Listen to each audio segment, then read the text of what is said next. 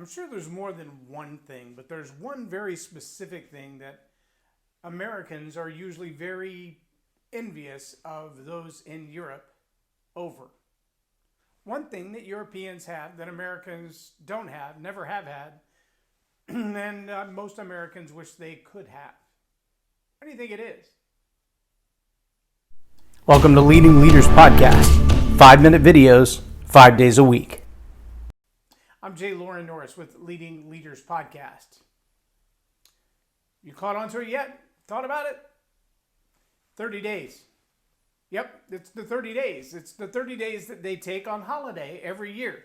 And I don't mean Easter holiday or Christmas holiday or packing day or Boxing Day or whatever you want to call it, a holiday. I'm talking about the vacation time.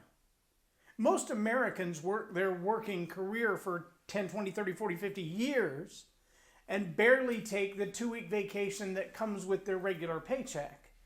Entrepreneurs oftentimes don't get one at all until they reach pretty high levels of success. If you run a small business with 3 or 4 or 5 employees, usually it's pretty tough. You may have all your bills paid, you may have a little extra money, you may have a couple of extra toys like maybe a lake house or a boat and a car and maybe a couple of cars and some side toys. But the reality is the margin necessary to be able to take 2, 3, 4 weeks and just not show up at work doesn't exist for most people.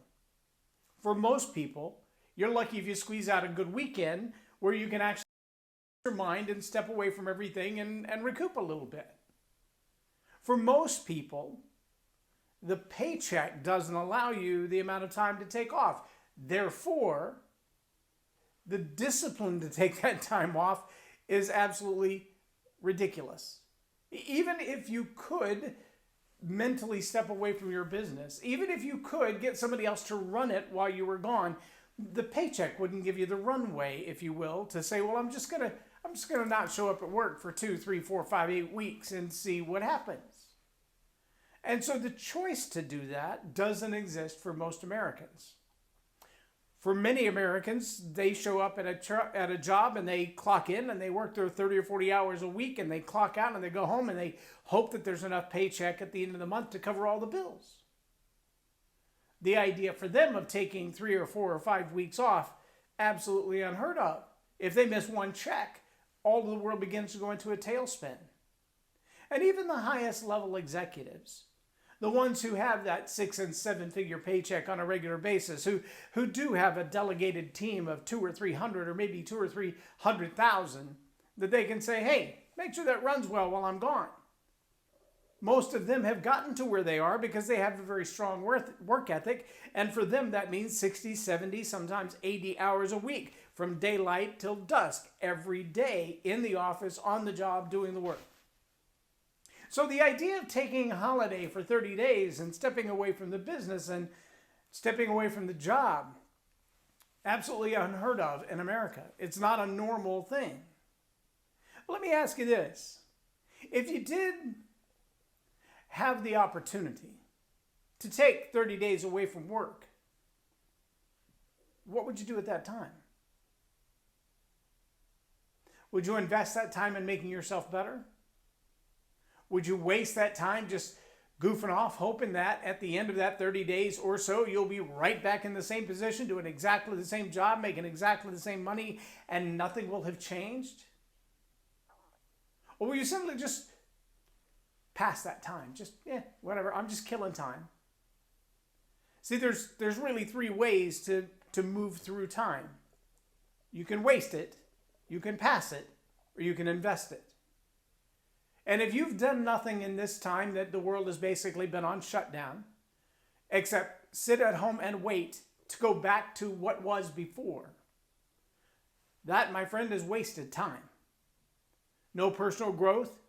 You didn't use that time to improve your brain, to improve your mind, to improve your understanding, to fill your heart and your mind and your soul with something besides the news media. That's wasted time. Maybe you just passed the time. You've just been sitting with your feet up and crocheting and staring out the window and waiting for the knock at the door that it's time to come back to work. That's just past time. And guess where that time is gone? It's in the past. And it's gone back.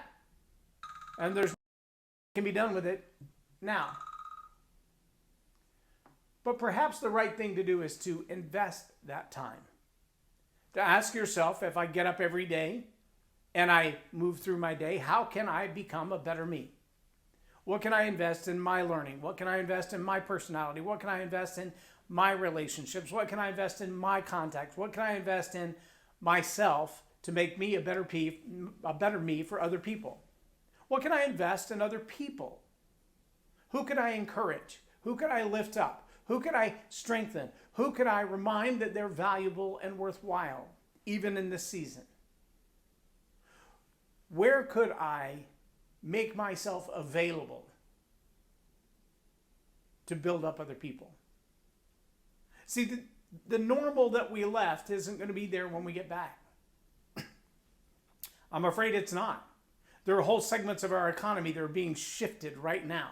The way we do business, the way we do school, the way we do work, the way we do a lot of what we've done around the world, and especially in America, may never be seen the same way again. And if we're not investing ourselves in what will be the new normal, there won't be any normal for us to get back to.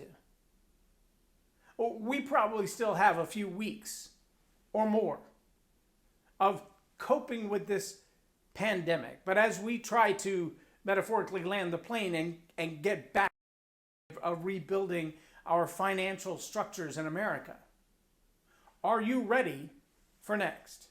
Have you invested this time to prepare yourself for next?